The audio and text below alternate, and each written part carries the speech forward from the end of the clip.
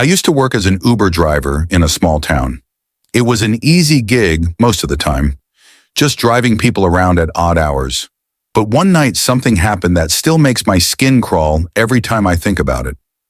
It was a quiet Tuesday, close to 1 a.m., when I got a notification for a pickup. The location was on the outskirts of town, near an old abandoned factory. The profile had no picture, just the name unknown. Weird, right? But I figured someone might have just set up their account in a hurry. I hesitated but accepted the ride anyway. When I pulled up, the place was pitch black. The factory loomed in the distance like a ghost of the town's industrial past. I parked under a broken streetlight and waited. Minutes passed, and just as I was about to cancel the ride, I saw him. A man emerged from the shadows. He was tall, wearing a dirty hoodie, and his face was hidden by the hood. His walk was slow, almost deliberate. He got into the back seat without saying a word. "Good evening," I greeted nervously, trying to sound casual. He didn't respond. He just sat there, breathing heavily. Something about him felt wrong. "Where to?" I asked, glancing at him in the rearview mirror. In a low, gravelly voice, he muttered, "Just drive." A chill ran down my spine, but I didn't argue. As I started driving, I noticed something odd. His hands. They were resting on his knees and they looked wrong. There were dark stains on them, almost like dried blood. "Rough night?" I joked nervously, hoping to break the silence. He didn't laugh. Instead, he leaned forward slightly and whispered, "Do you believe in second chances?" I forced out a chuckle, unsure of how to respond. My mind was racing. Who was this guy? What had he done?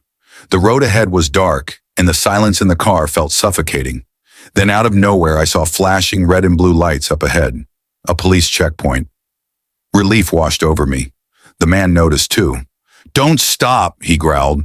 His tone was sharp, almost threatening. "I have to," I said, trying to keep calm. His voice dropped lower, colder. I said, "Don't stop." I ignored him and slowed down as we approached the checkpoint.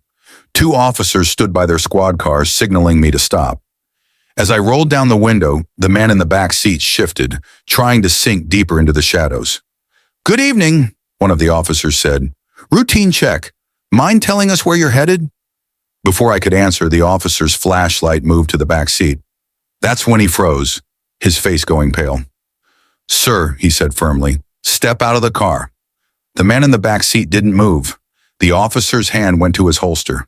"Sir," I said, "step out of the car, now." Suddenly, the man lunged forward, grabbing me by the neck. His grip was ice cold and impossibly strong. The officer shouted, drawing his weapon, but the man let out a guttural laugh, something inhuman, and pushed me hard against the dashboard. The next few moments were a blur. The officers were yelling, the man in the back seat was screaming something incomprehensible, and then gunshots. When I finally regained my senses, the man was gone.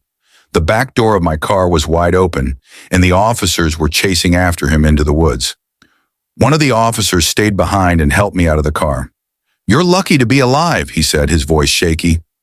Who was that guy?" I managed to ask. The officer exchanged a look with his partner. "Victor Crane," he said quietly. "He's been on the run for years, escaped from the asylum, murdered 6 people." My blood ran cold. They never caught him that night.